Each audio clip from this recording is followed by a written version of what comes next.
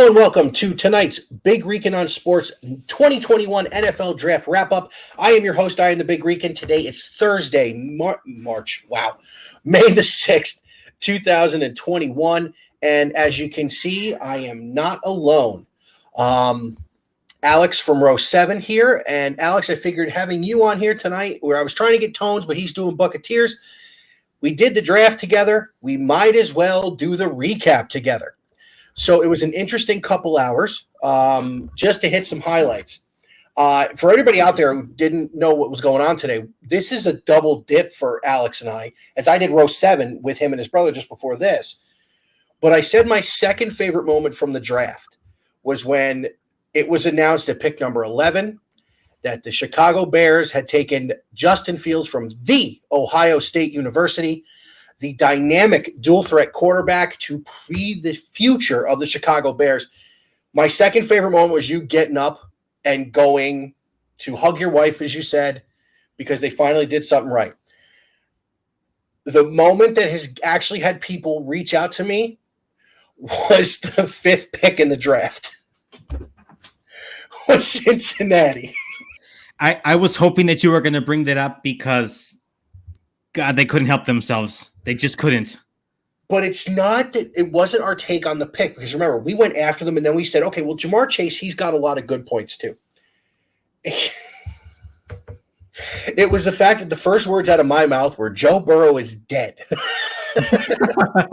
And then Tone, us not knowing that he's got the draft and our show picture in picture, comes back and goes, what the hell was that? I had my buddy in Cleveland, one of them reached out to me and he goes, you guys were hilarious. That and the Don Johnson wannabe comment really got him going. So let me ask you your overall impression of the 2021 NFL draft. There were some surprises. Mm-hmm. The run on wide receivers when there were better fits we felt for those teams there. Outside of Jamar Chase and Justin Fields for that matter, what was your biggest surprise of the 2021 NFL draft?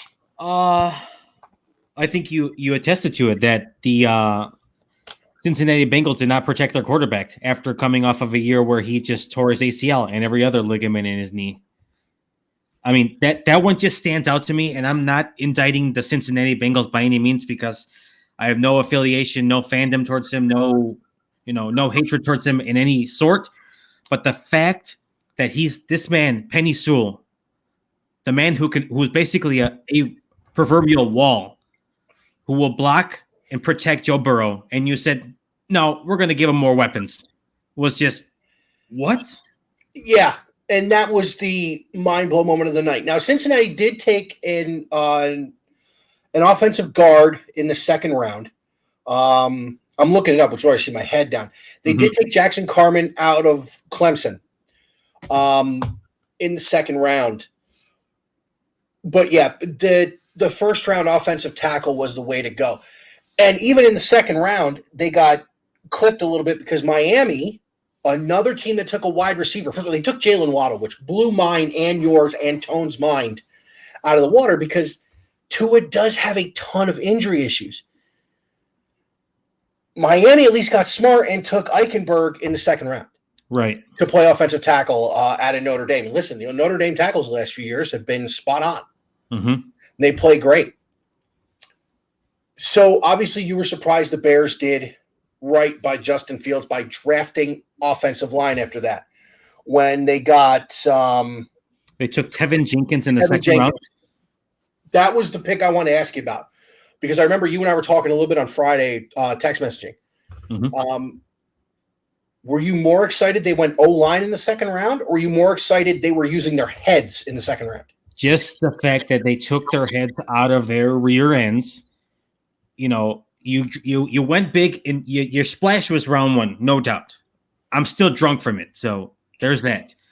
But knowing that going forward, you're obviously not going to invest in Nick Foles and Andy Dalton. But if you get this guy, Tevin Jenkins, who is another wall out of Oklahoma State, to protect your future asset in Justin Fields, just said, wow, that's a one nice 1-2 punch right there. I was that got the definite round of applause for me. So just knowing that they didn't select a tight end like they've been known to do for the past handful of years, or trade up or trade down for another stupid pick, was commendable for me.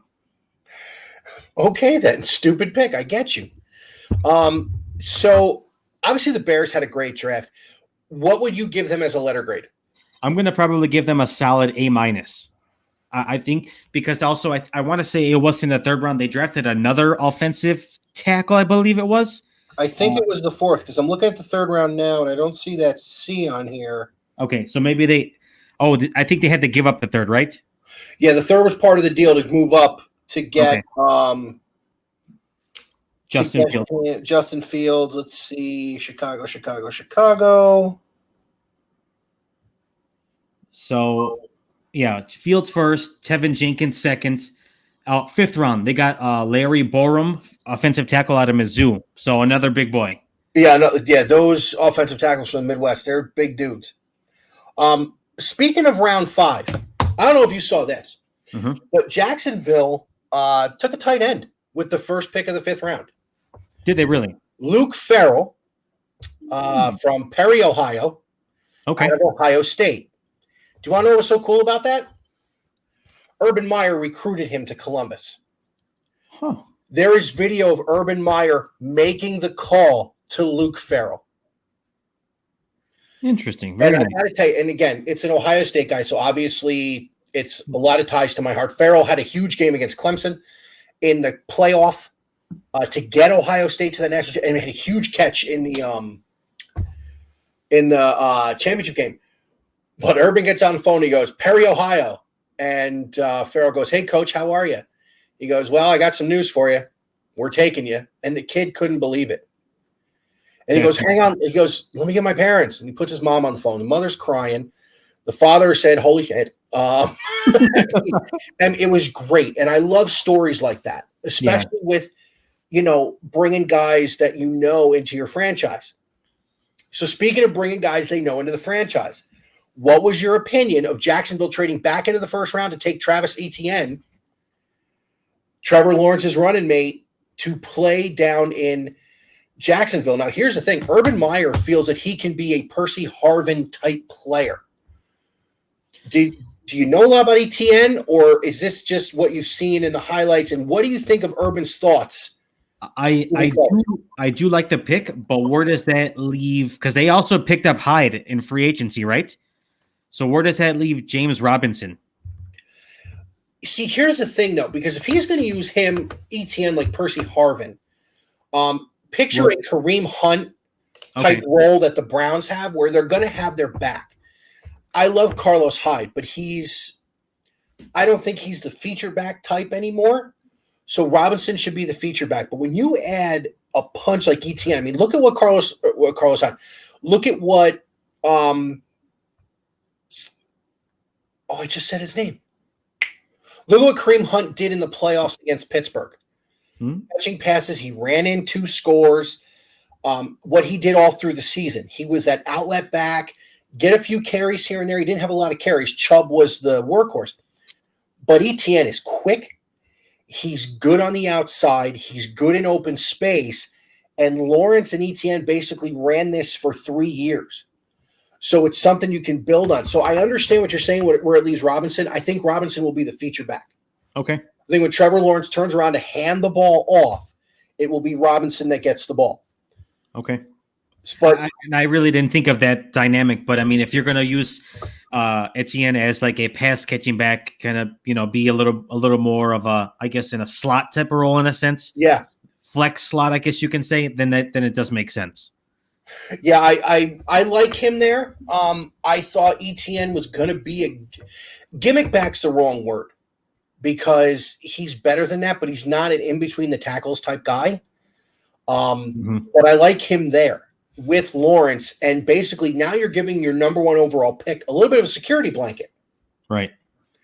Yeah, Jacksonville, top of round 2, they took Tyson Campbell, the defensive back out of Georgia. This, to me, is where the draft got funny. And I was watching the Mets on Friday night. Of course you were. Duh. The night they got in the fight in Philadelphia. Oh, yeah, okay. And I remember Zachary was sitting here like he was when we did the thing Thursday. And I flip my phone to ESPN. And then I flip my television to ESPN.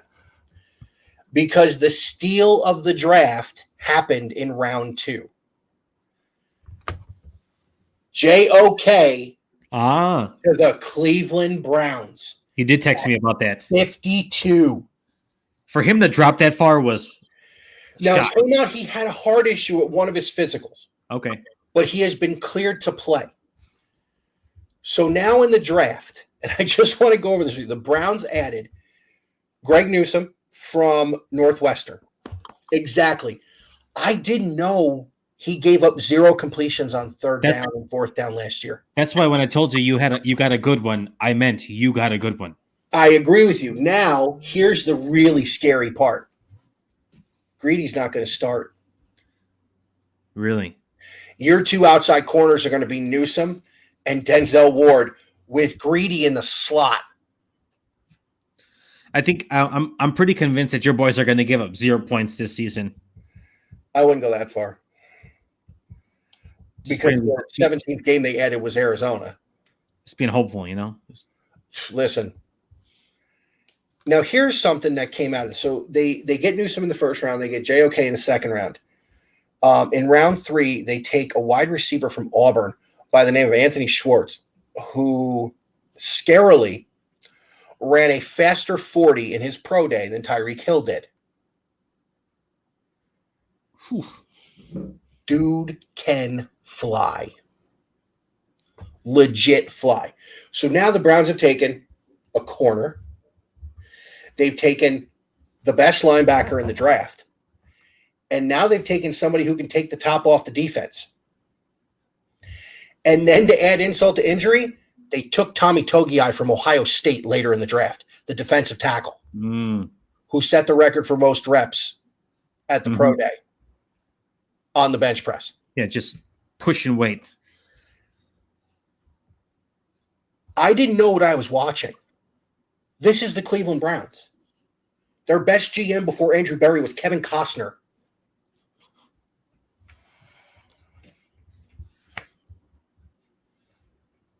Lost for words, man. I mean, they take Anthony Schwartz in that round. They get Togiai later in the draft.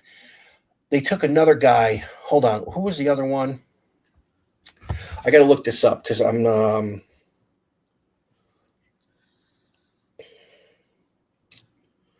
at a loss because they just added everywhere they go. So they get James Hudson, who's an offensive tackle. So they get depth on the offensive line. They get Tommy Togiai. Now, Hudson is the guy I was telling you about from Cleveland Central Catholic, who went to Cincinnati. So now you add depth on the offensive line, which you had issues with due to COVID last year. You get Togiai at 132. You get safety Richard LeCount at 169 and Dominic Felton from UCLA, the running back, at 211. That's a heck of a draft. I mean, that's a heck of a draft. No, I would absolutely agree. And that's why, like, as you mentioned on my show a little while ago, when you gave them A, I had absolutely no rebuttal for you because it made perfect sense. I mean, you add JOK to a linebacking core with Jacob Phillips and Sione Takitaki, who had great years last year. Now pieces like Carl Joseph and Ronnie Harrison are coming off the bench. They're now depth pieces who had to start last year because of injury. All right, so I'm looking at the Bears picks. So I want to run through them, obviously. Justin Fields at number 11. Tevin Jenkins at number 39. 151, Larry Borum, like you had mentioned, the offensive tackle out of Mizzou. Khalil Herbert, the running back out of Va Tech. That's a nice depth piece for you guys. It is. He's another it's not an area of need with David Montgomery and Tariq Cohen and those guys, but he's a nice depth piece if somebody goes down. Stick him on the practice squad.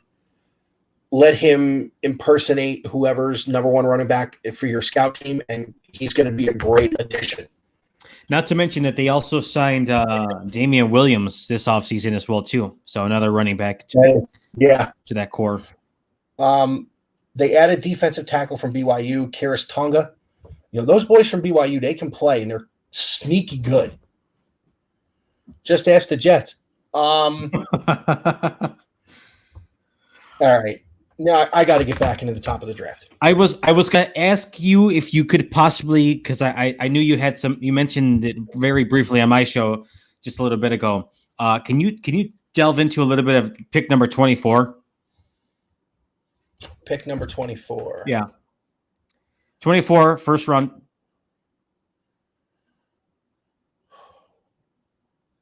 Now I'm worried that I'm not understanding who it is. Give me a second. It's from your second favorite team. Oh, is this Quiddy Pay? 24, 24, 24. You found it, huh? Who's going to block for him? They got a personal problem right now, as far as I'm concerned. I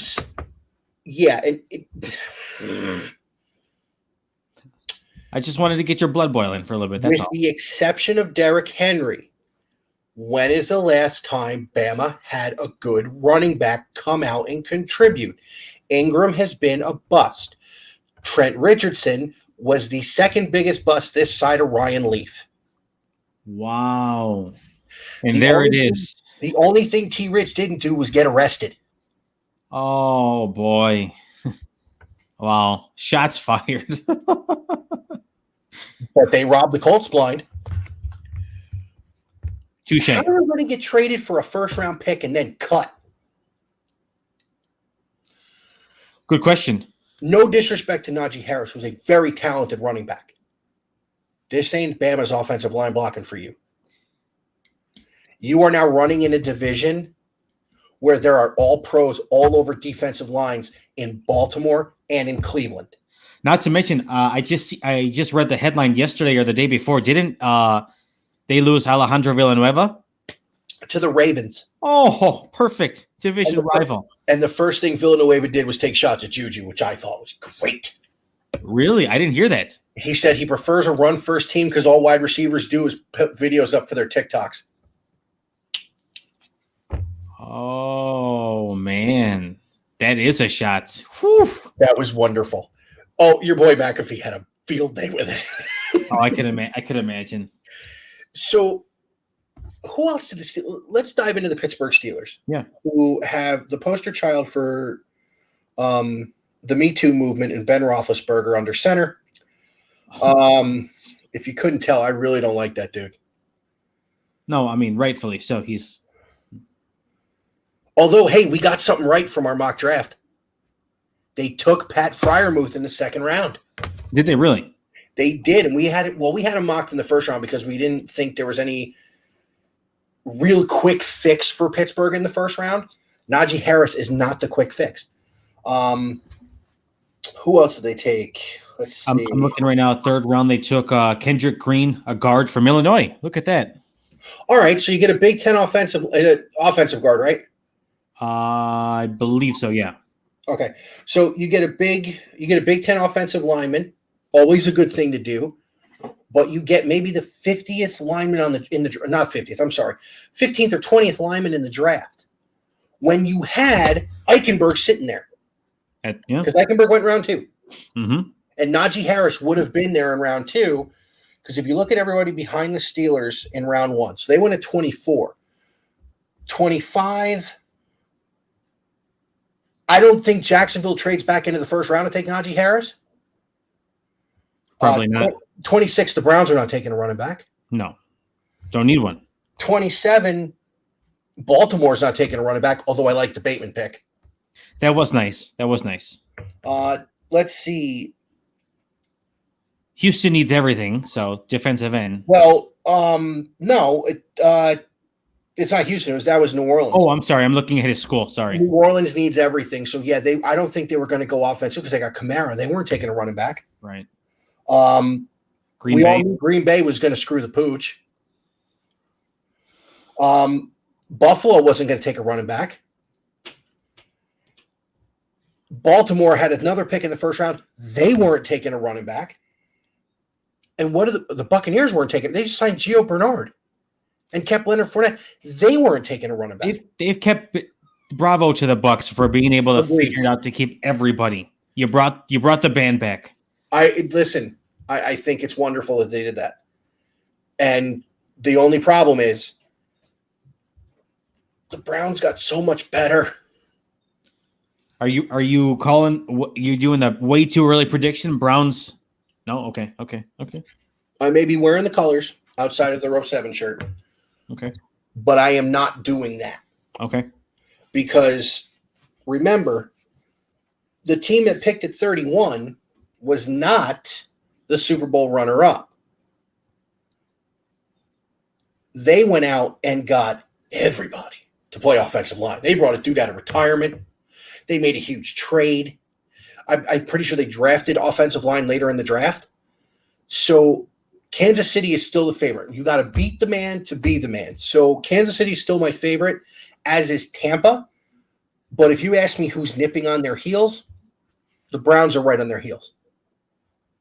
The de facto, we talked about this before, the de facto AFC Championship game was that divisional round game between the Browns and the Chiefs, because we both know both teams were going to smoke Buffalo. Right. So I want to dive back into Cincinnati real quick. Mm-hmm. And,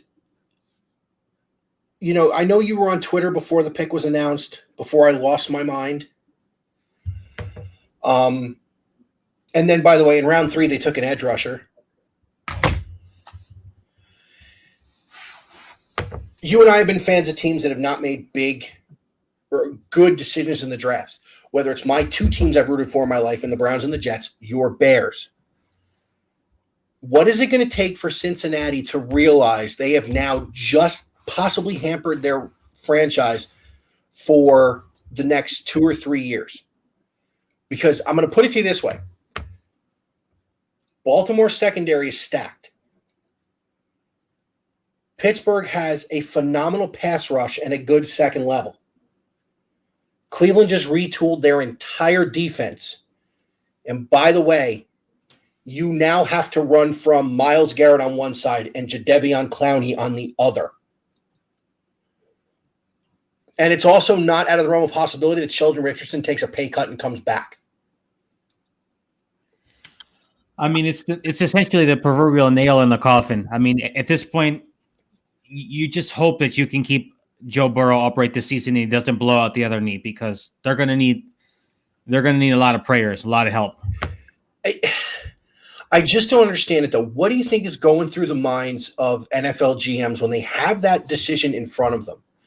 Because here's the thing. They asked Joe Burrow what he thought of getting Jamar Chase, and he loved it because that's his boy. They set records at LSU.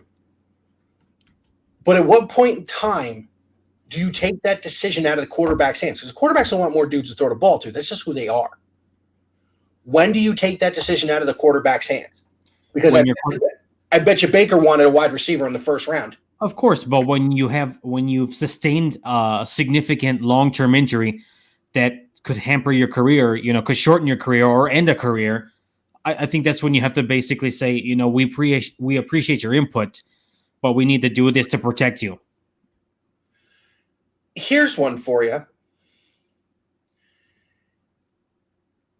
Do you think Cincinnati ever turns this around? Not in the foreseeable future.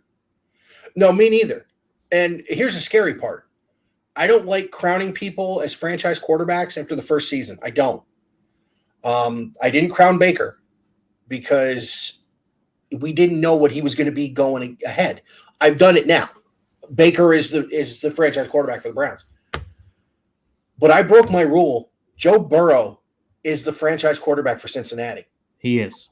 And listen, I love him. I really want him to succeed. I don't have any hatred towards him. I would love for him to go 14-2 every year, and his 2 losses are to the Cleveland Browns. There you go. Can't ask for much.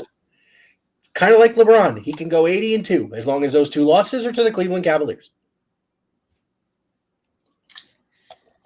I don't know. I mean, it was just a bad call on their behalf, and now they're going to suffer the consequences. And I feel sorry for their fans, because they have to openly admit that they know that, yeah, they got a fantastic wide receiver, but we've seen the proof that when your quarterback does not have protection, they're not going to be able to make those passes regardless. You've seen it in the Super Bowl. Yeah. You've seen it over and over and over again. And it's the recipe for disaster when you lose an offensive lineman or several offensive linemen. So for them not to bolster, why? No, I agree with you. The other thing I wanted to ask you, because we spent some time on the Browns, we did a little bit with your Bears. What do you think flipped the switch in Chicago? Because I remember you and I talking about this. And me, I was just wanting to light you up and get you going because you had it. Yeah, I mean, what changed? I mean, the fact that the entire city of Chicago was looking to basically put a firing squad on Nagy and Pace. I think that's it. And you already have people going off the deep end, similar to like myself, where just like I'm renouncing my fandom, no more season tickets, not buying any more gear, not supporting the franchise, don't care about the draft. I think when you go that far, and regardless, if it's a small podcast like you and I have and operate, they're hearing the chatter. They know exactly how fans feel, and when you're at wit's end and you've reached that point, that pinnacle of frustration, you got to do something right. And I'm glad that they finally did, because it all it takes is just one or two simple moves that can just right the ship and point your organization in the right direction or get it trending in the right direction. I agree. And I got to tell you, if it's the fans that did this, bravo, hats off to you Bears fans, because the Chicago Bears is a proud franchise. Absolutely. They're a proud franchise with a championship tradition, maybe the most iconic Super Bowl team of all time. And they're so good as a franchise that Rex Grossman took them to a Super Bowl. Listen, this is a blue-collar city. We just want to win. I wasn't around in 85. Yes, I can go back and look at videos, and I have throwback jerseys from some of those guys back in the day, but that doesn't resonate with me anymore. I need something 2021 and beyond, and beyond. That's what I need. I want some sustained success from here going forward, just like you want with your boys, because you've gone through it. You've seen it. You've had a laundry list of terrible quarterbacks, and now you finally got one, and now you got a squad around them that's ready to compete and potential contenders for years to come. That's what you want. Yeah, I agree with you, and I will say this. The only jersey I would want from that Bears team is William Perry. Okay. I want the fridge. I still think it was disrespectful that they didn't let Walter Payton score a touchdown in that Super Bowl, but that's just me. So here's another team I think had a pretty good draft that no one's talking about, and it's gone very quietly. And that's Atlanta. Took arguably the best athlete, I would say. Yeah, when we did our mock draft with Frank, I had said that I felt he was going to be the first pass catcher off the board. He's a hybrid, and the comparison I made when we were on with Tone was if Gronk is Arnold in the Terminator, this guy's Robert Patrick. He's the T-1000 because he has more speed and he can still run dudes over. Now, the problem is he can't block to save his life. So you have to split him out. He essentially becomes a wide receiver. Now, in round 2, they took Richie Grant, the safety out of UCF. UCF's always had a good secondary, and their players have translated well to the NFL. I think their third-round pick was as much of as an indictment it is to you, because when you have to read that name of the school he went to. Yeah, the kid from up there, Jalen Mayfield. And he's an offensive tackle. Tackles from the Big Ten translate, a la Joe Thomas. Mm-hmm. So Orlando Pace. So I'm losing the hat. It's toasty in here. So I like Mayfield. Don't get me wrong. Mm-hmm. Where he went to school does not take away from his prospect status, does not take away from his talent, it takes away from his decision making. Sorry, you know how I am. No, I know. I get it. You have an allegiance that you will wear till the day that you're gone. It's blood hate is what it is. Off topic, I find it funny that the Baltimore Ravens took a guy with the last name Cleveland in the draft. They did. That was. I found that funny and a slap in the face all at the same time. Who did they take in round 4? The Falcons, or did they not have it? They got Drew Dalman, the center out of Stanford. Center. Yep. Looks like they're trying to build around Matty Ice. I mean, you got who else do they have as the backup? I think I asked that on your podcast. I probably need to look that up because I don't know their depth chart. Atlanta Falcons, let's see. And they signed Juwan Green. Let's see. AJ McCarron. How about that? Yeah, drop your phone. Let's go back to Alabama. Like I said, outside of Ken Stabler, Joe Namath, and Richard Todd, they've been nothing but glorified backups for the last 50 years. Speaking of Alabama, Mac Jones at 15 to the New England Patriots. Other than the stuff with San Francisco, maybe the worst kept secret in the NFL, that if he did not go in the top few, he was going to fall to Bill Belichick and now become the heir apparent to Cam Newton. Still funny to say. Yeah. And I didn't call him scam. How much money do you think he honestly took from Auburn? A substantial amount. Yeah, we're talking a Hummer and something else to be purchased. Good chance. But he won him a natty. Mm-hmm. So, Mac Jones with Bill Belichick. What a lot of people don't know is Nick Saban was on Bill Belichick's staff in Cleveland when he was the head coach of the Browns. They're all part of that Parcells coaching tree. Mm-hmm. Here's something else people don't remember. Nick Saban used to be the defensive coordinator at Ohio State once upon a time, too. Really? I did not know that. I'm pretty sure he was there under John Cooper before he went to Michigan State. Will Mac Jones, never mind his draft stock, never mind anything else, when you have the team he had at Alabama, you better have a year like that. But the question I have for you is, will he translate and will he play day one? Or is he going to sit a year and Cam Newton's going to play? He will play year one, but I think they're going to give Cam the fair shot in year 2 with New England. And if he fails, probably, and not to say that he will, but I mean, by all accords, he might. I would say, like I've given the previous quarterbacks in Chicago, 3 to 4 games max, and then he will probably take a seat. So basically, you'd give Cam the first quarter of the season. Roughly. Unless he's bad out the gate, like game 1, then they might hand the ball over to him in game 2. But I think you'd probably give Cam at least 3 to 4 games and kind of see if you can maybe go 2-2, if not, 3-1. But I don't know. So then let's break down the AFC East a little bit. I just got to adjust the cushion on the chair here. The scary part is the New York Jets had a phenomenal draft. I was looking at theirs and I was hoping that you were going to bring them up. Usually I wouldn't. Right. But the Jets blew my mind. We knew Zach Wilson was going number 2 overall. For them to then take their second pick and take Elijah Vera Tucker, that was huge, guard out of USC. That's huge because Becton was very, very good last year. Mm-hmm. Then you had, who did they have in round 2? Elijah Moore, the dynamic wide receiver. Mm-hmm. I don't think they picked an offensive weapon for Sam Darnold. Wrap your head around that one. He was set up to fail. Joe Douglas wasn't his GM. Fair point. They take Elijah Moore in round 2 at pick 34. No one in round 3. I remember that. Then they took running back, I want to say 4. Let's see.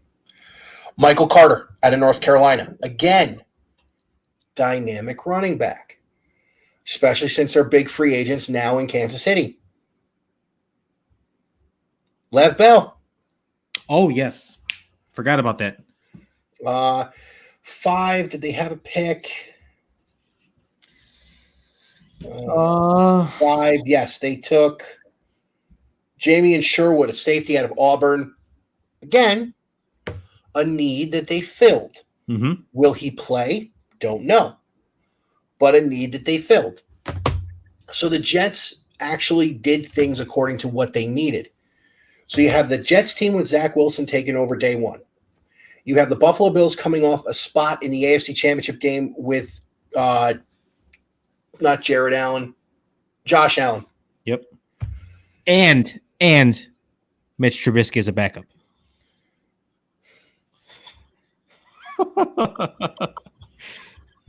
Mitchell. Yeah.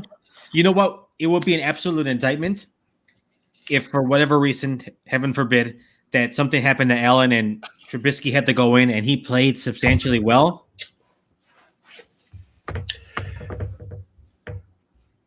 A backup coming in playing substantially well when he's not planned for is how Tua almost won a Heisman. A backup playing well when he's not planned for is not an indictment on anyone, but the other team not making plays, a la Chad Henne in the AFC divisional round last year. Okay. Him turning into the next Ryan Tannehill somewhere, there's your indictment. Because Adam Gase will never coach again in the NFL. Oh God, please no. Remember that press conference he did where he was just on acid or something? He's the second creepiest dude to ever play in the NFL. He was just Joe Namath being the creepiest. He's out there. He does the Medicare commercials that come on in my house, and I laugh every single time. I've seen him too. He's sober. That's good. So always sell shots. I'm on fire tonight. You are. You are on fire. And then we get to Miami, who takes Jalen Waddle in round 1. They take Eichenberg, the offensive tackle from Notre Dame, in round 2. Is this anybody's division, or is this still the Bills to win? I gotta say, it's still the Bills to win by my standards. But I mean, I think we've talked about this before, and I've kind of always been on the fence about it. But I'm just not entirely sold with Tua as their quarterback. I'm not sold on Tua either. And let me go a little deeper in what Frank and I were talking about quick when we did the mock draft. Frank and I did a mock draft the night after the national championship game when when Clemson beat Bama. In Trevor Lawrence's freshman year. And the only part that got any kind of heated was when we were discussing Tua. And I brought up a couple of things that just, it can't be argued. He looks at different things in film. I look at the numbers. And the stat I brought up was this. Of the 3 guys in the Heisman that year, the 3 finalists were Tua. What's his name that won it? Kyler Murray and Dwayne Haskins from Ohio State. Here is what I did. I went back and watched the teams that they played against. In 14 games, Kyler Murray played 2 top 25 defenses in 3 games. Texas twice, the Red River, and then the Big 12 championship, and TCU. He was good. He wasn't great. Maybe 60% completion, more touchdowns than picks. His rushing yards were down, and his average yards per game were down. Tua played 2 top 25 defenses. He threw as many picks as interceptions. His quarterback or his completion percentage was down 20% from games against other teams, and he threw for 175 less yards. Dwayne Haskins played 7 of the top 25. 8 if you go to 35, and they had Northwestern that year in the Big Ten championship. Haskins completed 72% of his passes. He threw 19 touchdowns, 1 interception. and he averaged 337 yards through the air against competition that could suit up and play with them. This was my whole point. Everybody can suit up and play with you at the next level. Tua did not show me anything last year. I mean, and now there's film on him. It's also a testament to kind of show that, yeah, they were willing. They put him in a couple of games, but they inevitably went back to Fitzmagic, and now you don't have him there no more. So good luck. And now he's in Washington. Yep. With a team that almost beat the Bucs. Who was their quarterback? Well, they had Alex Smith, and He then was hurt. Yeah, and then that kid who came in and played that game, I forgot his name. Exactly. And he didn't play bad either. No, he didn't. Now you have Fitzmagic. You have Terry McLaurin. You have Curtis Samuel. Mm-hmm. And you have that defense. And Dave Gettleman traded out of the first round. Mm-hmm. I was a believer in Washington last year, but I think I'm a little even more of a believer now because everybody thinks this, it's Cowboys, and then it's just a handful of Eagles. I'll sleep on Washington. No, let's do a little exercise, you and me. Let's go through each division. Uh-huh. Let's talk about the teams in each division. Uh-huh. Let's talk about which team we thought won the draft out of their 4 division opponents. Okay. Well, let's start in the NFC East. Uh-huh. Scarily, Dallas won the draft. Micah Parsons is a massive upgrade. That was huge. The Giants obviously trade out of the first round, giving you your number 11 pick of Justin Fields. Washington, round 1, who did they take?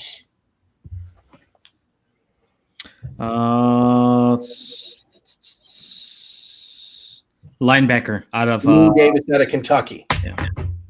JOK was there.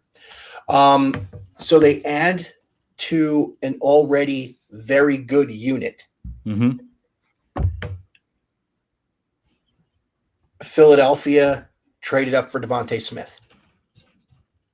I mean, they did the same thing the year before to take Jalen Reagor. He was terrible. How did that pan out? Philly's offense as a whole was terrible last year. Let's not grade Reagor on a bad rookie year with a bad offense. Okay. But I would have to say Dallas won that because their biggest deficiency was in the front 7. They add Micah Parsons. If you're going to go one player, that's the biggest name that was added to the Dallas Cowboys. Go to the other side, the AFC East. Did the Jets win the draft in that division? I think they did. The tide is turning. Yeah, all the bad teams are starting to make good decisions. Let's go to the AFC South. I'm going to say it. Urban won that draft. Yeah, I mean, you get your franchise quarterback, you get his favorite outlet receiver, you bring in a competent tight end who you know can play in your scheme. You know, I think they may have won that draft. The only team I think from the AFC South I could say they really took a shot at winning that draft, really the Colts bringing in Kwity Paye to play the edge on a very good defense. That defense is already pretty stacked. So shout out to Joey because his boys just got a good pick. And I'm sorry, the Giants did not trade out of the first round. They traded down to year number 20 and took Kadarius Toney, but he's not going to have the impact that I think Micah Parsons will have on Dallas's defense. That's not going to do it for them. They need line. Yeah. So NFC South, scarily enough, I think Tampa Bay not only brought everybody back, but they won the draft. Because very quietly, they drafted Brady's successor in Kyle Trask. Yeah. I mean, the rich just got much richer. And they took, I know Tone wanted Oweh at the end of the first round, but they ended up taking Joe Tryon, the edge guy, who I actually mocked to the Browns at 26 at one point in time. before I took Rousseau out of Miami in that mock. Listen, you're right. The rich got richer. They brought everybody back, and then they decided to get younger at the edge position because JPP is a free agent after this year. So I'm going to make this easy for you. The Chicago Bears won the NFC North in the draft. They have their franchise quarterback. They added to a piece of their team that they needed to add to in line help. Mm-hmm. They get a nice depth piece at running back. Minnesota in that first round took the only other team that I can say that did considerably well was the Lions and take Penny Sewell. Yeah. That was huge. Had you guys not taken Justin Fields, I would have given the draft win for the division to Detroit just by protecting Jared Goff, which I think the Rams were lacking a little bit his last couple of years there. Their offensive line play wasn't as good. Todd Gurley being a huge example of that. Mm-hmm. His production just falling off. So I'll give your nod to the Bears, and I will give the assist for the nod to the Bears to the Green Bay Packers. Thank you. The Cheeseheads send their thanks. AFC North. It's the Browns. The Browns may have won the whole thing as far as the draft goes. Now you just got to put it together on the field. But when you add a shutdown corner to Denzel Ward, when you add a lockdown linebacker, who, by the way, they have video of him running with Devontae Smith in that championship semifinal. Unreal. You add a stout defensive tackle. You add offensive tackle depth. You add the fastest dude in the draft to a team that, after Odell got hurt, badly needed someone who could take the top off the defense. Andrew Berry hit every need and didn't give up a lot of draft capital to trade up to 52 to get JOK. Yeah, there's no doubt. I think the Steelers picking Najee Harris may have been the second stupidest thing of the night. Only trumped by Cincinnati. I legitimately feel sorry for those boys. I can't wrap my head around it. I can't either. Baltimore did get good, or make some good picks. Odafe Owe, the edge rusher out of Penn State, is going to be a nice piece to that defense. Where was the other pick that they had? And then, of course, the Rashad Bateman pick, another weapon for Lamar. You know what? Let's call that a flat-out tie with just what we're talking about here, because the Ravens also added to areas of need. Because of what they did in the offseason, what they're doing right now in the offseason as well, too. Adding Sammy Watkins, adding Zeitler, adding Villanueva. They have really done what the Browns have done. Tones just sent me a note. He was live with Bucketeers. That's why he didn't jump on. Oh, good. So we'll call the AFC North a flat-footed tie with the biggest L coming from the AFC North as well.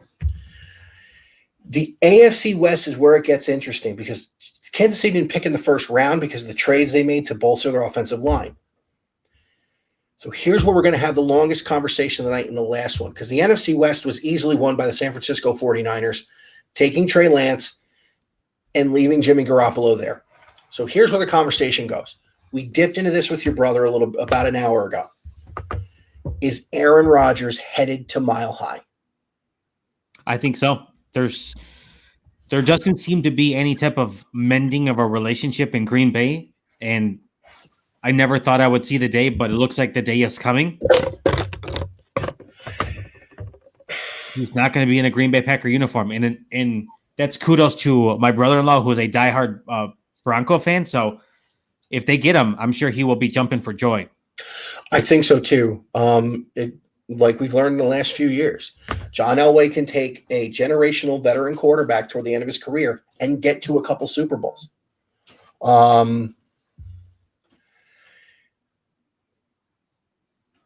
If they get him, they will have won the offseason by getting the best quarterback available and adding him to a team that wasn't bad last year. A lot of injuries on the defensive side of the ball. Realistically, their biggest hole was kind of at quarterback. Drew Lock was a waste of time. And I don't want to go that harsh, but I mean, if you look at it, their defense, you got Surtain in the first round, which is That's what I'm talking about. huge. I mean, who else did they get? Not to mention one of your boys in the third round, Baron Browning. Yeah, and that defense already in Denver is pretty stout. So who did they take in round 2? Browning was round 3. They took a running back out of North Carolina, I think I want to say. No, that wasn't the Broncos. Michael Carter went to New Orleans, maybe? Hold on. Now I got to look it up. Oh, they did. They took Javonte Williams. You're right. I was because they had the 2. And I'm pretty sure they had a decent defensive line or offensive line. 7th round, 6th round, Seth Williams out of Auburn. I'm looking to pull it up. The defensive back, right? He's a wide receiver, but they took in the 7th. They took Kerry Vincent Jr. Okay. Out of LSU, cornerback. They think they're DBU, but it's Ohio State. Where did Sean Wade land? Baltimore. Yes. Yeah, it's a flat-footed tie in the AFC North. So let's talk about the impact on the AFC if Aaron Rodgers goes to Denver. And again, this is all hyperbole if it doesn't happen. Kansas City is going to be tested in the division for the first time in a few years. Mm-hmm. And that's what Rodgers, by all reports, that's what Rodgers says. He wants to play against Mahomes. He wants to have those 2 matchups and potentially, a playoff type of matchup going into Super Bowl time. If they play twice a year for the next couple of years, are we talking about the last 2 of the greatest to do it having to go to war twice a year, possibly 3, depending on how the playoffs roll out? Because that would be fun. It would be. Because we've never seen that. We've never seen 2 generational talents like that play each other twice a year every year. Peyton didn't have that in the AFC when he was there.